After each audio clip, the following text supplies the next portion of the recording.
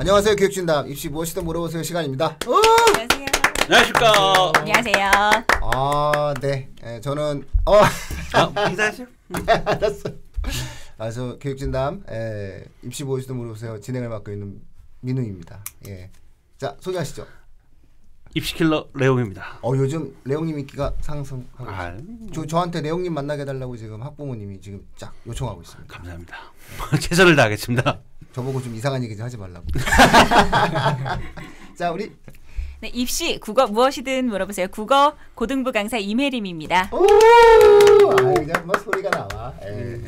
자, 예. 네, 분당 깊은 생각의 고등원장 김지훈입니다. 깊은 색. 예, 저희가 오늘 예고해 드렸던 대로 바로 이거죠. 수능 예시문항. 저희가 뭐 국어 방송은 이미 좀 살짝 진행을 했는데, 네. 이 부분에 대해서 이렇게 그 종합적으로 그 성적 산출하는 거 너무 복잡한 거 그거 오늘 우리 원장님께 설명해 주시고, 그다음에 수학 부분들, 그리고 국어에서 우리가 그때 융복합에 관련된 네. 내용들 그 말씀해 주시기로 하셨거든요. 그래서 그 관련된 내용들 갖고 이제 우리가 같이 살펴보는 그런 시간을 갖도록 하겠습니다. 뭐 전체적으로 뭐 다 이런 부분들이 있죠. 예.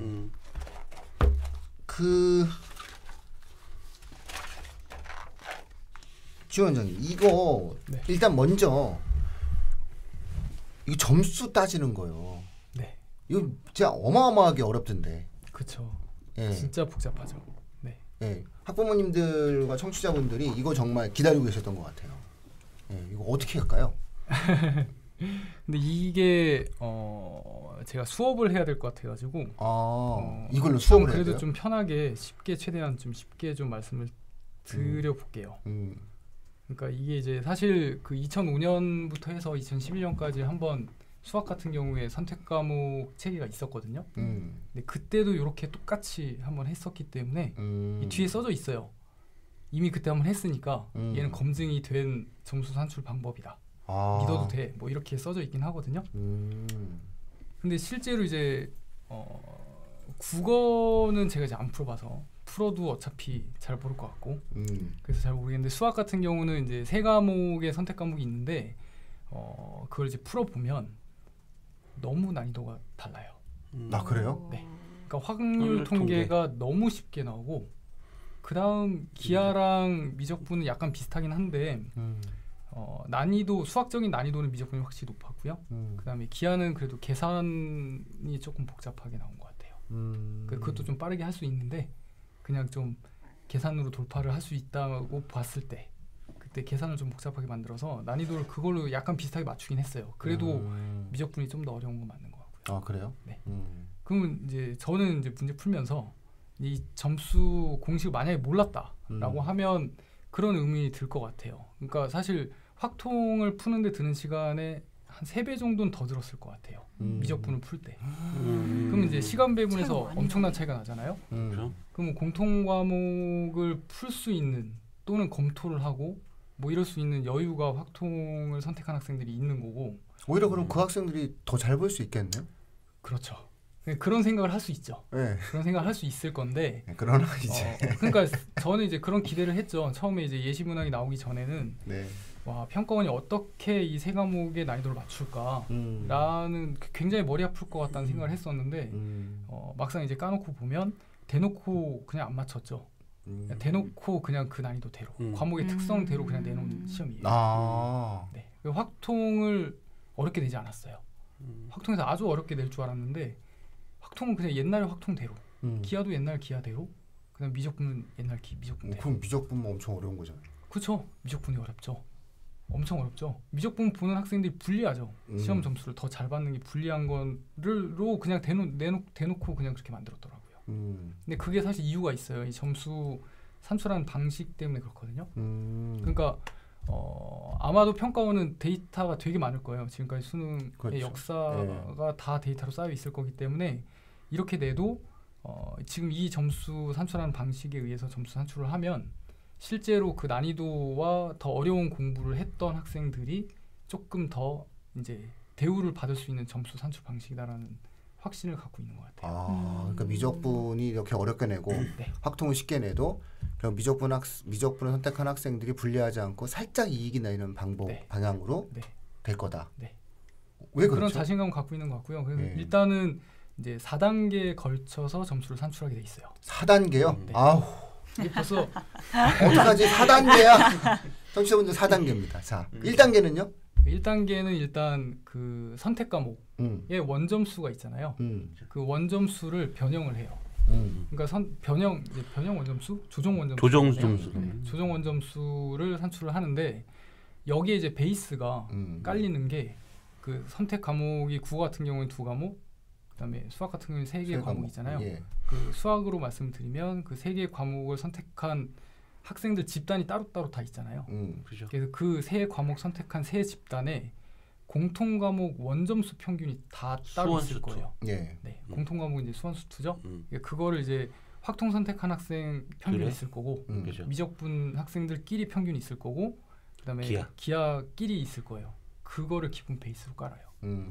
그 평균을 조정 원점수에 그러니까 선택 과목 조정 원점수에 점수를 산출하는 베이스 점수 이게 이제 식을 보면 제일 마지막에 써져 있거든요.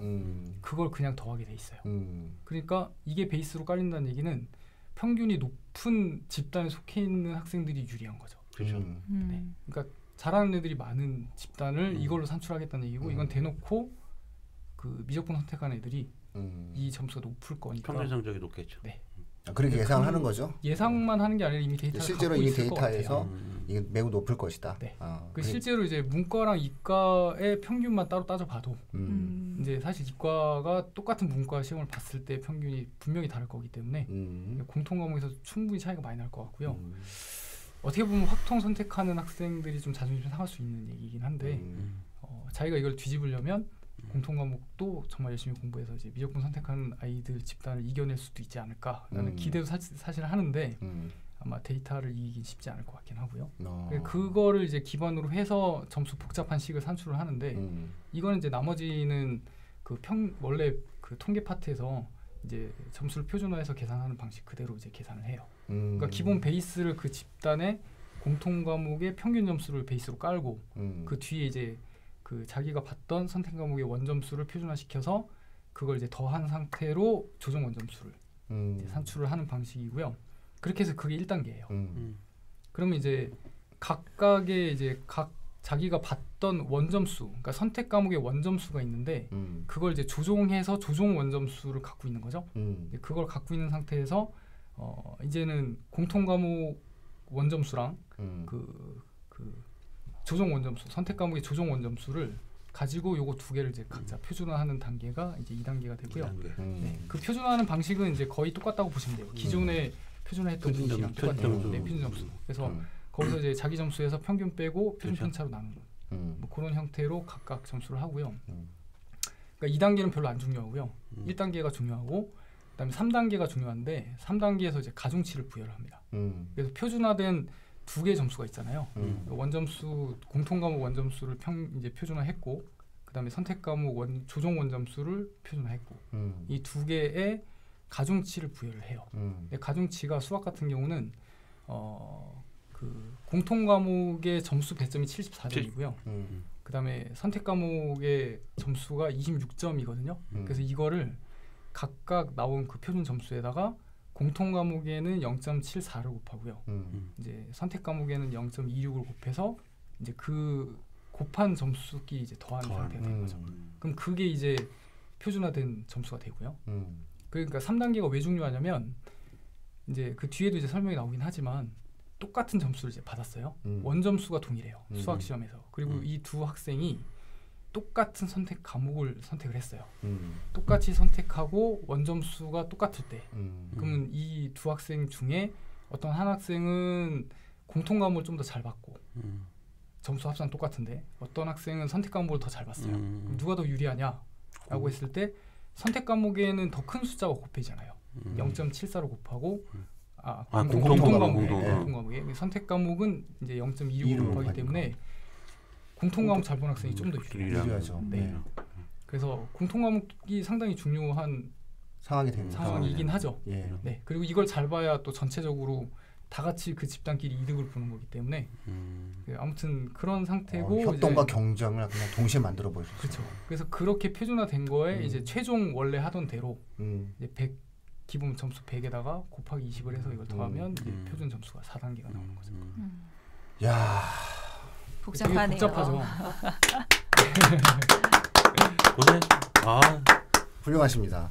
요 내용은요, 그 시청자분들 같은 경우나 혹시 청취자분들 같은 경우에는 계속 무한 반복하시면 돼요. 요 내용을 지금 현재 한 5번 정도 들으시면 그죠? 감이 잡힌다라고 저는 말씀드릴 수 있을 보면서, 것 같아요. 네, 보시면서 이제 네. 한 4-5번 정도 들으시면은 내가 우리 애가 뭘 잘해야 되는지 알겠다. 이런 것들도 보이실 거고. 결국은 데이터 통계적으로 이미 교육평가원은 좀 나름의 결정을 했다라고 봐야 되겠네요. 미적을 선택하는 수학의 경우에 있어서는 미적을 선택한 학생들이 변환 점수로 환산을 했을 때 좀 유리함이 있을 것이다. 그러면 이제 미적분을 선택한 학생들 중에 끼리 경쟁을 하는 과정에서는 미적을 잘 보는 것보다는 또 공통 그 못하면 그 이렇게 표현하면 뭐하지만 수원 수투에서 한 문이라도 틀리면 의대 못 가네요. 그거는 이제 좀 봐야 되겠지만, 근데 실제로 이제 이런 점수 체계가 뭐 1단계랑 3단계가 중요해라고 말씀을 드렸지만 실제로 이제 이과 학생들 같은 경우에 그러니까 뭐 인서울의 상위권 대학교로 가려면 미적분 아니면 기하를 선택해야 되는데 여기서 이제 눈치 싸움이 엄청 날 것 같긴 하거든요. 그리고 이제 뭐 그런 얘기가 있잖아요. 재수생들은 그러니까 지금 고2 학생들이 고3이 됐을 때, 그러니까 올해 고3 아이들이 이제 재수를 만약에 했을 때, 이 학생들은 이제 기하를 수능 공부를 안 한 세대가 되잖아요. 그러면 이제 거의 다 미적분을 선택할 거다. 그러면 이제 미적분 선택하는 게 좀 더 유리하지 않을까? 근데 실제로 이제 그런 게 있잖아요. 경쟁이라는 게 있기 때문에 미적분 그 집단 안에서도 선택 과목을 최대한 잘 봐야 되는 거거든요. 그렇죠. 거기서 자기들끼리도 경쟁을 하는 시스템이기 때문에 그래서 아마 머리는 좀 아플 것 같아요. 이것저것 눈치를 보다 보면. 그러니까 어느 집단에 내가 소속돼 있는 게 유리할까? 이런 거를 이제 이 점수에 듣고 고민하시면 안 될 것 같아요. 개인적인 생각으로는 그렇죠. 자기한테 맞는 과목을, 자신 있는 과목을, 나를 자존감을 높여주는 과목을 선택하는 게 맞을 것 같아요. 7만 정도? 7, 8만 정도? 미적을 어느 정도나 예상하시나요? 그러게요. 저도 좀 많이 고민이 되는데요. 7만을 넘을 수 있을까요? 저는 넘을 것 같아요. 7만을? 네. 그러니까 고2 학생들, 올해 고2 학생 2022학년도는 재수생들이 아무리 그래도 미적분을 선택하고 재수생들이 많이 할 거기 있으니까 때문에 네, 좀 많이 넘을 것 같아요. 재수생들 때문에 7만이 넘을 수 있다. 네. 그렇죠. 재수생이 없다면은 사실상 7만이 넘기가 쉽지가 않은 구조예요. 그래도 미적분이 일반 선택이 있잖아요. 네. 지금 교과 과정에서는 일반 선택이 있고 기하는 그다음에 공대 쪽 학생들 제가 알기로는 공대 쪽 학생들은 대부분 대학교 들어갈 때 그 공대 수학이 다 미적분이라 이 미적분은 꼭 배고 들어오는 게 좋다고 그래서 대부분 이과 학생들 같은 경우는 이제 1학년에서 2학년 편제표에서 이제 과목 선택을 할 때 거의 다가 그냥 미적분을 선택한다고 보고 있어요. 그러면 미적분을 대학 들어가서 선택을 안 하는 과가 뭐냐? 그건 뭐 보건 계열이겠죠. 그다음 멀티미디어겠죠. 뭐 이런 쪽으로는 아무래도 좀 미적분하고 좀 거리감이 볼 수 있는데 뭐 시대적 흐름 쪽으로 이렇게 봤을 때 거의 지금 2학년 아이들 지금 현재 2학년 아이들도 학교 편제표나 이렇게 선택했을 때 그것도 이제 상담을 받거든요. 그러니까 그런 것도 이제 상담을 편제표 상담을 받는데 아이들이 이렇게 얘기를 할 때 대부분 아이들은 공대고 그렇기 때문에 공대에 가려면 어차피 학종으로 가려고 해도 과목이 미적분을 선택 안 할 수가 없잖아요. 그러니까 그러다 보니까 아무래도 제가 볼 때 저는 얘기하는데 7만 좀 더 넘을 것 같아요. 저도 많이 넘을 것 같아요. 네. 저는 한 지금 전체 수원 미적하고 예를 들어서 이과생을 봤을 때 뭐 한 15만 잡고요. 15만 잡고 수리가를 지금 14만 정도 가보지 않나요? 그러니까 15만 잡고 15만 잡고 봤을 때 그냥 거칠게 봤을 때 저는 한 8, 9만 정도. 고3이? 예, 고3 정도 봤을 때. 낙관적으로 보시면 이게 조금 저도 이제 이런 예상을 자꾸 해보려고 노력을 하는데요. 해야 돼요 우리가 입시 전문가들 이걸 해야 돼요. 실제로 저는 이제 이게 정말 마음에 안 들었던 것 중에 하나가 뭐냐면 예. 의대 가는 학생들이 이제 이과에서는 어떻게 보면 뭔가 뭐죠?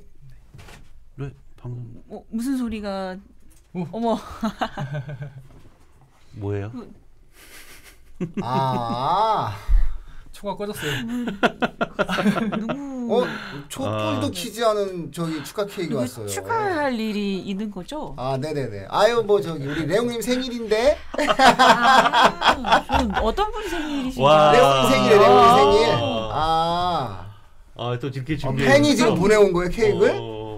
아유 저기 실례니까 불은 하지 말고 노래나 불러드릴까요? 아니야.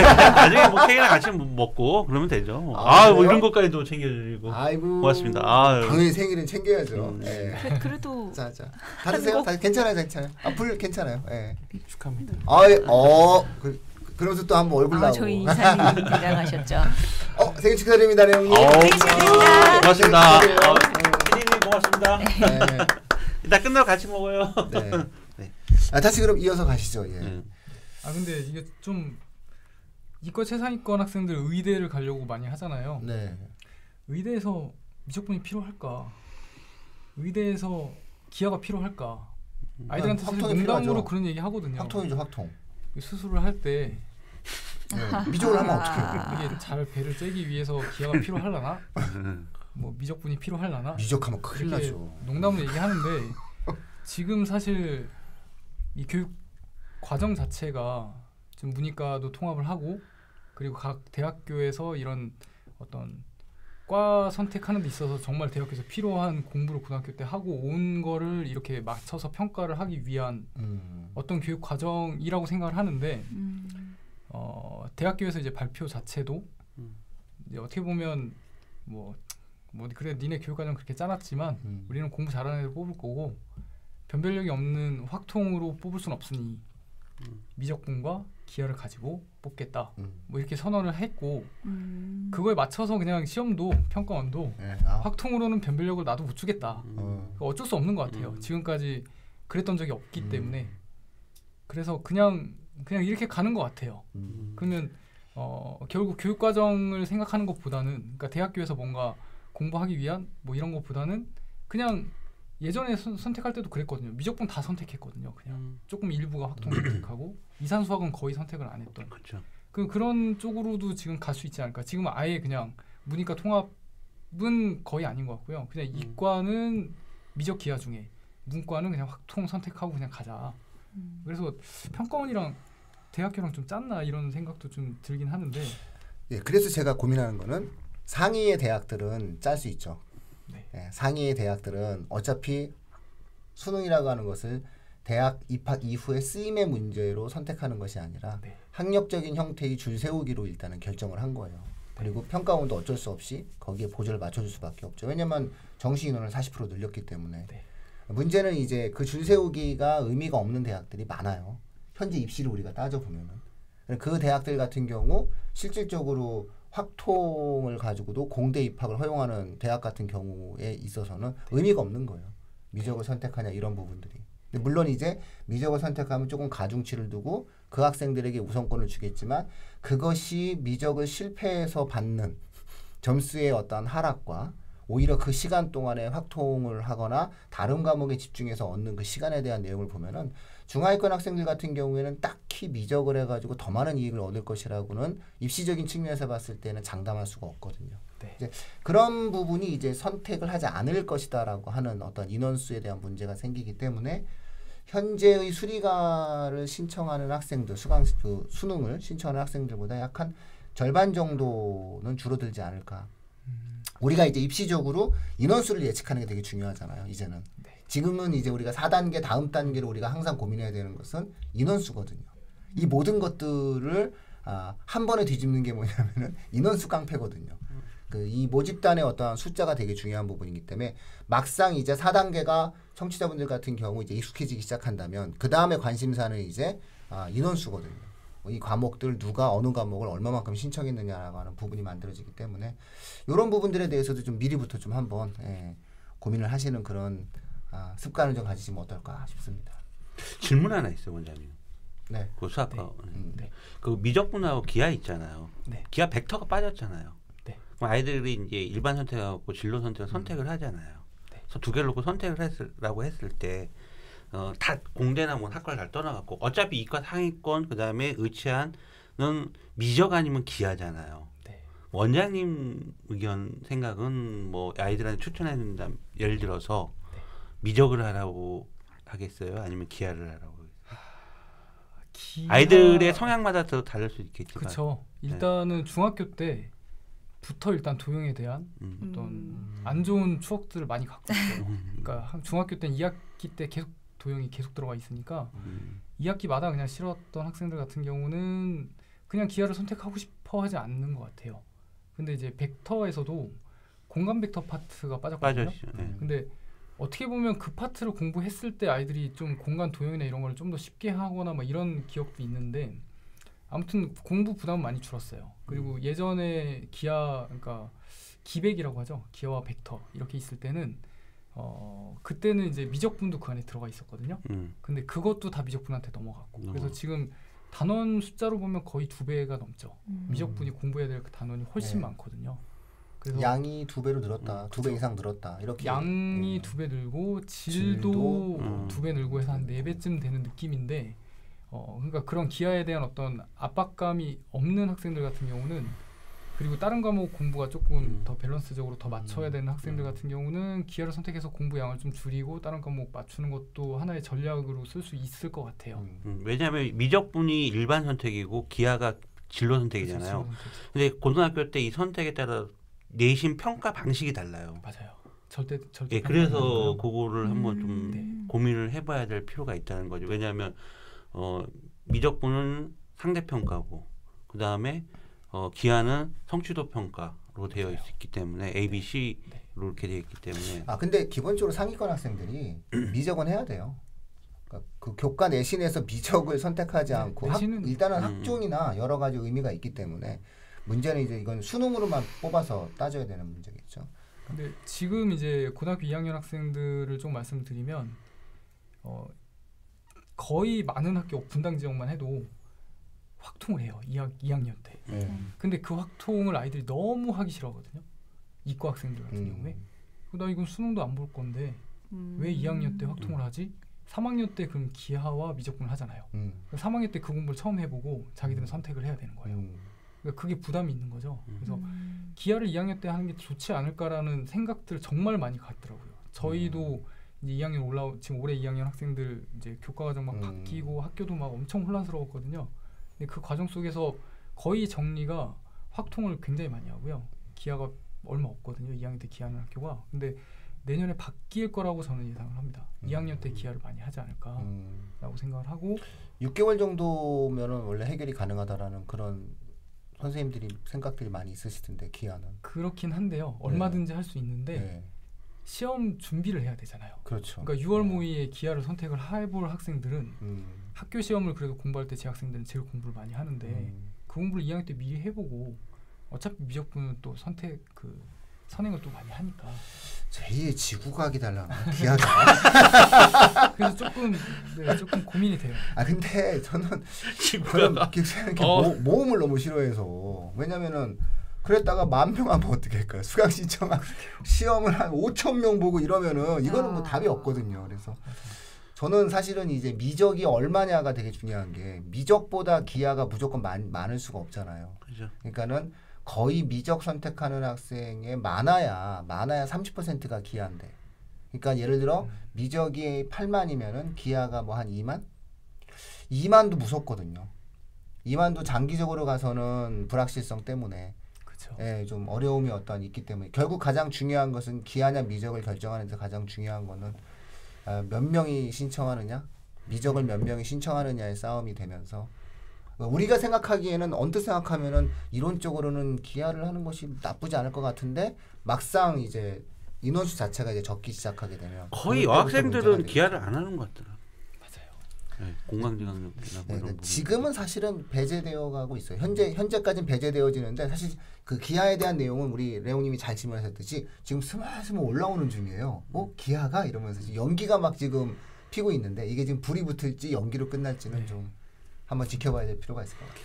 그쪽에 그 저기 대장님도 방송 보니까 그런 얘기 한번 했어요. 깊은 생각에 대장님 기아 쪽 얘기를 한번 방송을 내가 한번 찾아봤거든요. 그러니까 연기가 나는 거지. 연기는 나는데 이게 불이 붙을지는 모르겠어요. 근데 저는 3만이 넘지 않으면 어렵다고 봐요. 입시적인 측면에 놓고 봤을 때 기아를 3만 명 정도가 신청을 해줘야 의미가 있는 거예요. 그 편제표에도 아까 원장님 말씀드린 대로 통합 그 뭐야 확률 통계 그거 대부분 미적분하고 기하는 선택으로 이렇게 구조가 되어 있는데 10개 고등학교 중에 한 8개는요. 그 확률 통계를 거의 의무적으로 수업을 듣더라고요. 네, 맞아요. 그러니까 말 그런 불만이 나올 수 있죠. 네. 나 확률 이과 애들 확률 통계 안 볼 건데 왜 내가 이걸 이 시간에 이걸 해야 되고 또 해야 되는데. 공부 잘하는 학생보다 공부 못하는 애들이 많기 때문에 어쩔 수 없어요. 어쩔 수가 없어. 확통을 1년 내내 해요. 네. 1학기 2학기로 깔려져 있잖아요.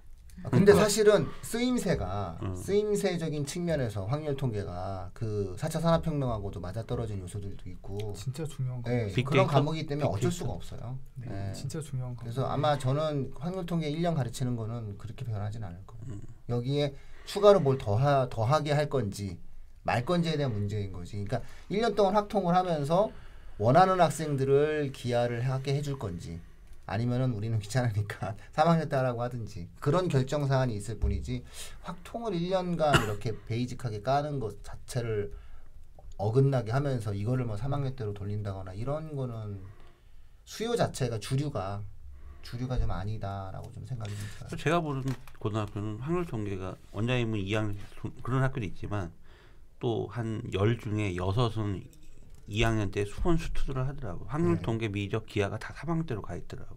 네, 그런 학교들도 있어요. 네, 그런 학교들. 아예 그 학교는 이제 문이과를 나눈 거죠. 3학년 때. 네.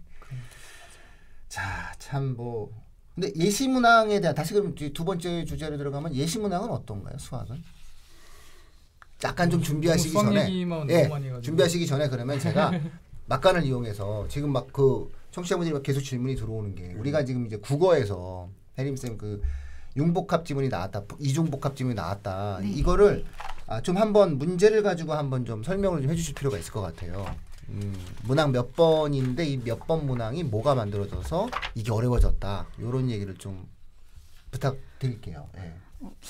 네, 일단은 저 점수 산출 네. 방법 그 부분에 관련한 국어 과목에 대한 이야기는 제가 이따가 하게 되나요?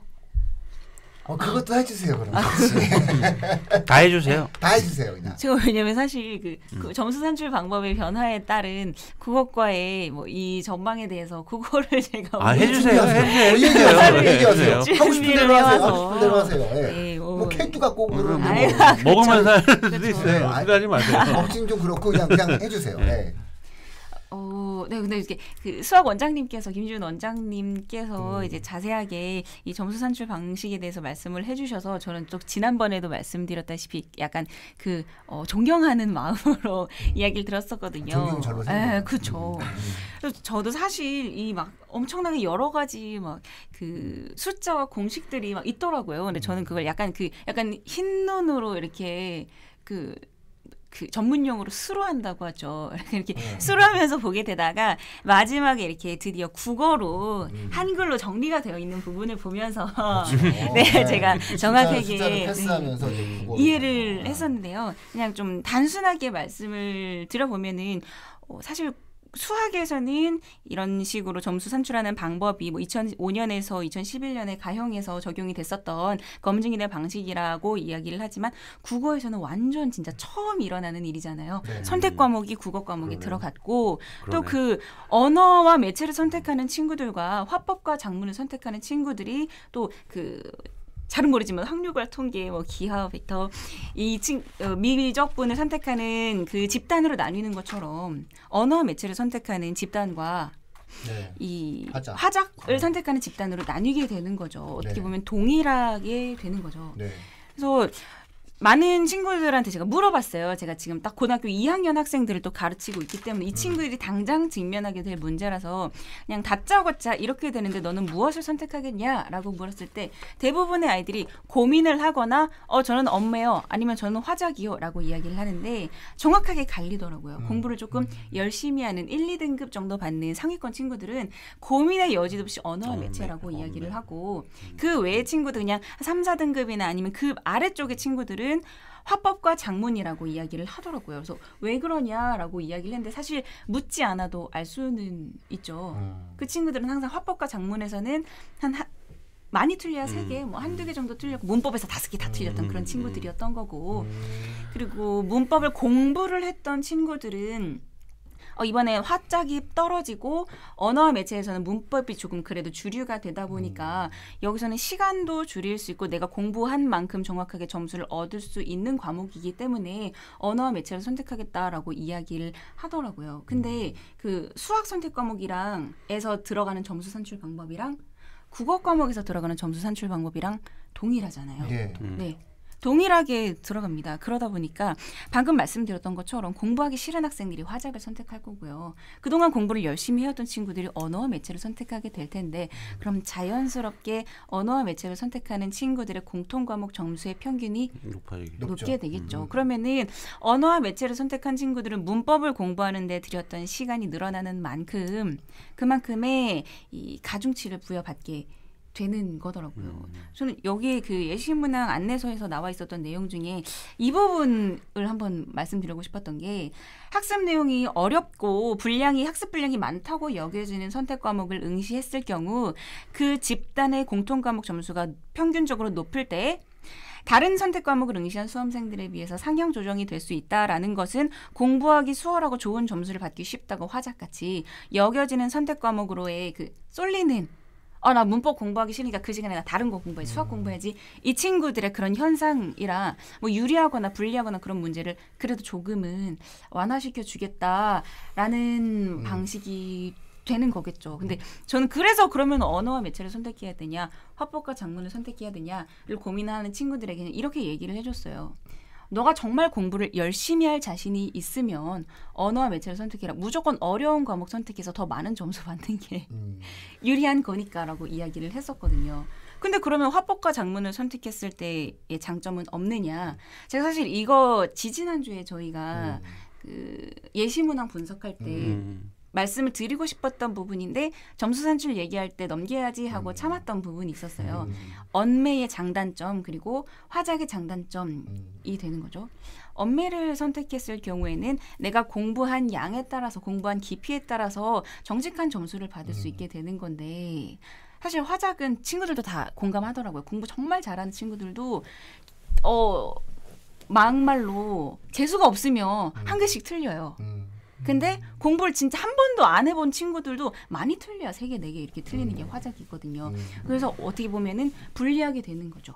근데 언어와 매체를 선택을 하면 그냥 정직한 점수를 받을 수 있고 그리고 이걸 선택한 친구들이 기본적으로 공통 과목 평균 점수가 높을 확률이 아주 높기 때문에 그 유리한 점수를 받을 수 있게 될 것이다.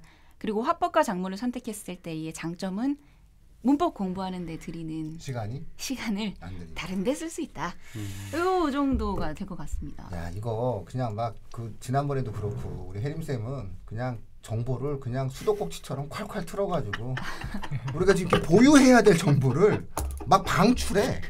그래가지고 어떻게 제가 지금 심히 당혹스러운 게 뭐냐면은 그런가요? 우리의 정체성이 지금 언어전문학원이었는데 이거만 상대들 우리 방송을 들으시는 분들에게 그냥 다 그냥 박수.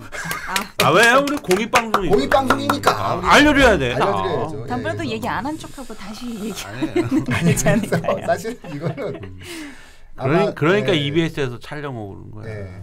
공익이니까 이런 부분이 있어요. 사실은 제가 얘기해서 그러니까 좀 빠르신 분들은 이해하실 거예요. 이 방송을 딱 들으시는 분들 빠르신 분이 뭐냐면 우리 지원 원장님이 얘기하신 수학을 딱 놓고 그래 그럼 수학은 클리어해?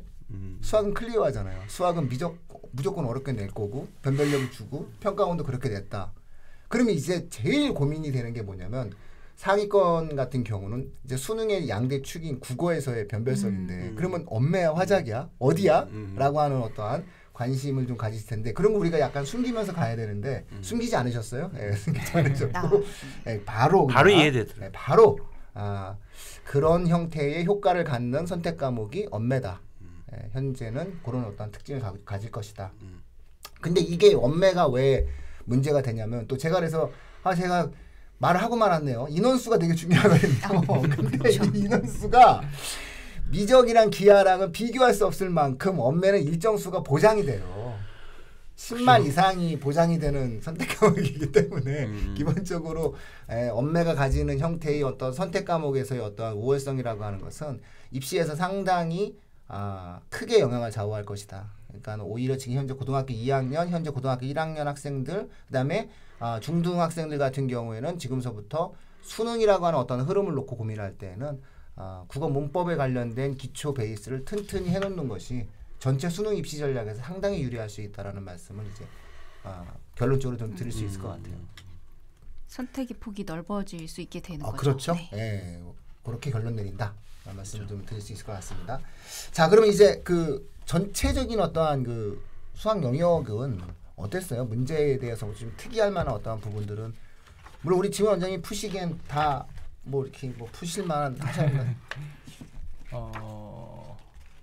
일단은 공통 과목을 먼저 말씀을 좀 드리면요. 네. 출제 범위가 이제 수원 수투죠. 네. 수원 수투고 실제로 이제 2학년 아이들이 학교 시험 공부할 때 수원과 수투 중에 뭐가 더 어렵니?라고 얘기하면 수원을 훨씬 어려워하거든요. 그러니까 수투 같은 경우는 이제 예전에 문과 미적분이라고 생각하시면 돼요. 그래서 미적분에 어떻게 보면 좀 기초가 담겨 있다고 보면 되고, 네, 수원 같은 경우는 이제 함수들이 나오고 뒤에 이제 수열이 나오고 이렇게 돼 있는데 수열은 그래도 이제 어떻게 보면 수학에서 조금 확통과 비슷한 느낌의, 그러니까 저희는 얘기할 때 이제 귀납적인 어떤 단원이다.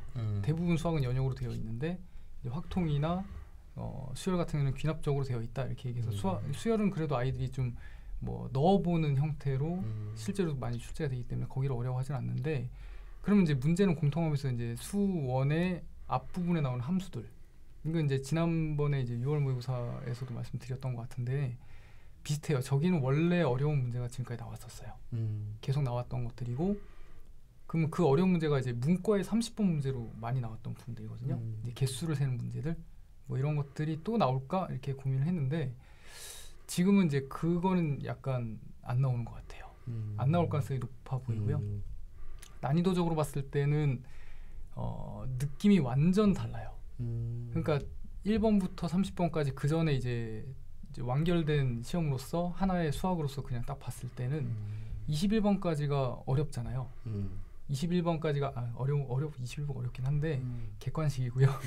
22번부터 이제 주관식이 시작되잖아요. 근데 지금은 이제 22번까지 이제 갑자기 객관식 풀다가 주관식 좀 나왔다가 또 선택 과목 가면 또 객관식 나왔다가 또 주관식 나왔다가 느낌이 좀 많이 다르긴 하더라고요.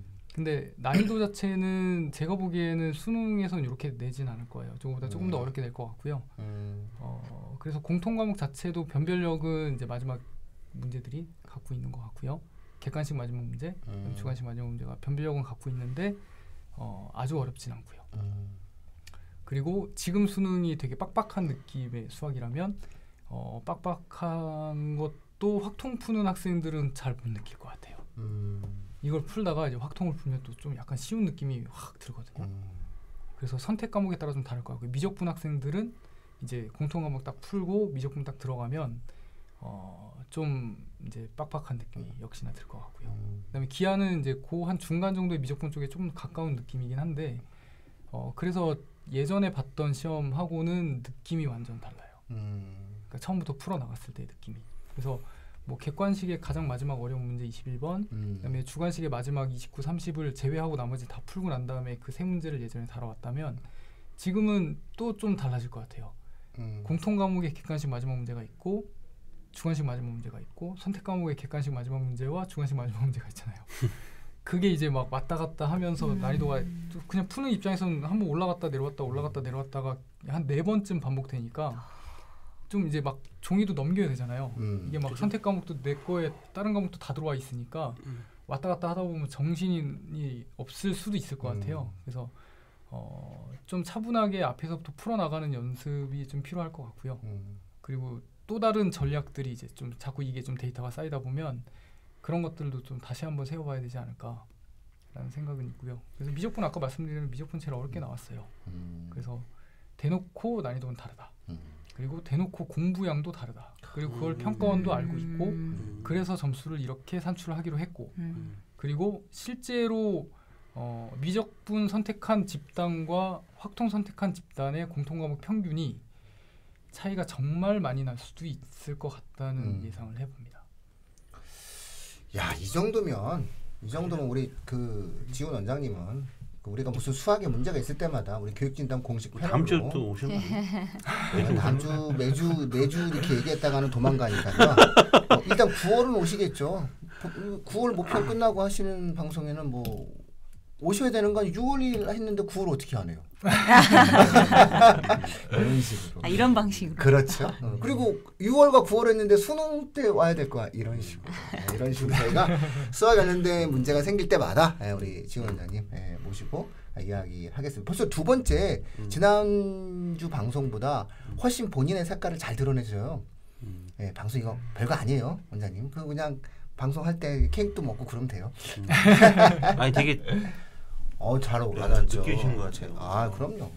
빨리 딱 그걸. 네, 자 그리고 저희가 오늘 시간이 좀 많이 늘었지만 그러면 잠깐 몇 번 문항이었죠? 그 복합 지문 문제가? 16번부터 21번 문항입니다. 비문학의 독서에 해당되는 문항이죠. 네. 지금 하나의 세트에 6, 7, 8, 9, 10, 11 제가 이래요. 사칭 계산이 잘 안 돼서 손으로 세야 되는 6문제가 들어가 있는 복합 문제가 16번 문제인데요. 그렇죠.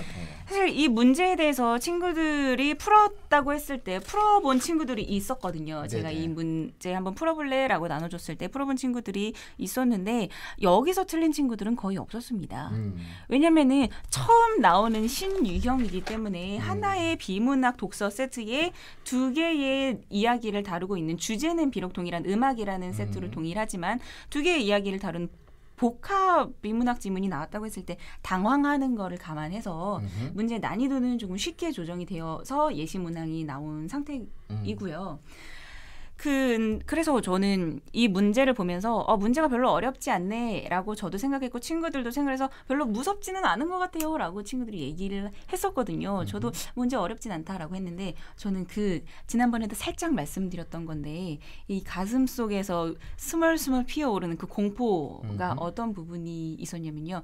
이게 주제가 음악이었고 비문학 주제로 제시될 때 예술이나 뭐 인문 쪽에서 나오면 어렵지 않게 풀잖아요. 지문 구조화가 정확하게 되지 않아도 어느 정도 풀 수 있는 부분이기도 하고요. 실제로 이번에 고3 6월 모평에서도 복합 지문이 나왔는데 과거 제도를 다룬 인문에 대한 주제였거든요. 그래서 어렵지 않았던 제시문이었습니다. 그런데 이런 복합 지문이 경제라든지 각각 다른 주제를 다루고 있는 경제 지문이라든지 과학기술에서 제가 가끔씩 나오는 2,500자 이상의 장문 지문에서 융합 지문이 나올 때가 있잖아요. 과학에 대한 이야기를 다루는가 싶더니 갑자기 건축으로 넘어가고 이런 부분이 있었는데 거기서도 고전을 면치 못했던 친구들이 이런 이 난이도를 조절할 수 있는 변별력을 만들어낼 수 있는 그 범위의 폭을 대폭 늘리겠다라는 어떻게 보면 예고? 네. 암시쯤이 되는 거거든요.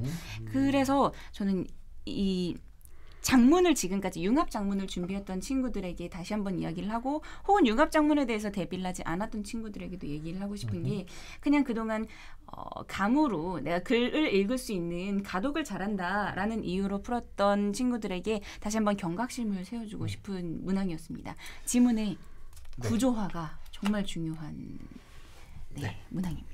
이게 2,500자 지문인데요. 정리해드리면 2,500자 지문인데 그 2,500자 지문 내에 한 1,200자, 1,300자로 두 개의 서로 다른 주제를 담고 있습니다. 그러니까 쉽게 얘기하면 칼럼이 두 개입니다. 맞습니다. 그러니까 1,200자, 1,200자 칼럼 두 개 갖다 놓고 이 두 개의 칼럼을 갖다 놓고 그 문제를 풀라고 얘기하는 건데 지금이야 쉽게 이 두 개의 칼럼이 유사한 형태의 칼럼을 냈지만 만약에 하나의 칼럼은 인문으로 하나의 칼럼은 경제로 하나의 칼럼은 과학으로 이렇게 두 개의 칼럼을 갖다 놓고 이 두 개의 칼럼을 갖다 놓고 그 문제를 풀라고 얘기하는 건데 지금이야 쉽게 이 두 개의 칼럼이 유사한 형태의 칼럼을 냈지만 만약에 하나의 칼럼은 인문으로 하나의 칼럼은 경제로 내서 이걸 갖다가 문제를 만들어낸다라고 이야기했습니다. 그리고 그걸 갖다가 다시 보기 지문에서는 인문 철학적인 요소를 갖다 놓고 보기 지문에 대한 문제를 만들어냈을 때에는 완벽한 형태의 독해적 문해력을 갖고 있지 않은 학생들이 이 문제를 풀어갈 수가 없다라고 하는 부분이죠.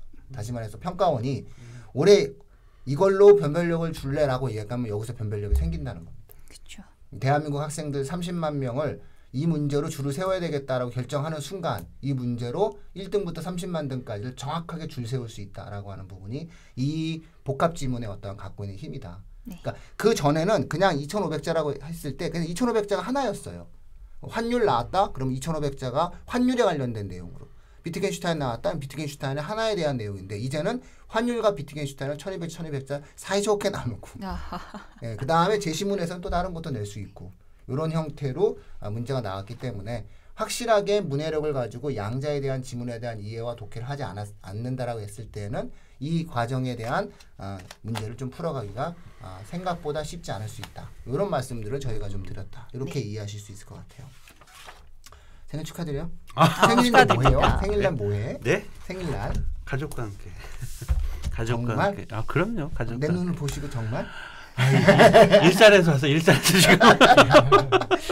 아이고 오늘 이거 너무 방송이 저 개인적으로 생각을 했을 때는 정말 그 좋은 컨텐츠가 많으니까요. 한 번만 듣지 마시고요. 그 좀 요런 방송 같은 경우에는 좀 저희가 좀 힘들잖아요. 방송이 길고 좀 끊어서라도 좀 다양한 형태로 좀 여러 번 반복해서 들으시는 게 필요할 것 같아요. 특히나 중등 학부모님들은 이 방송을 좀 여러 번 좀 시청해 주시기를 좀 그러면 좀 더 낫지 않을까 좀 이런 어떤 말씀을 좀 드릴 수 있을 것 같아요. 생일 선물 받아야 되는데. 생일 선물로? 좋아요, 구독. 이렇게 하시는 거구나. 좋아요, 구독. 오늘도 많이 배워가지고 생일 선물 많이 주세요. 많이 주시죠. 많이 주세요. 예. 감사합니다.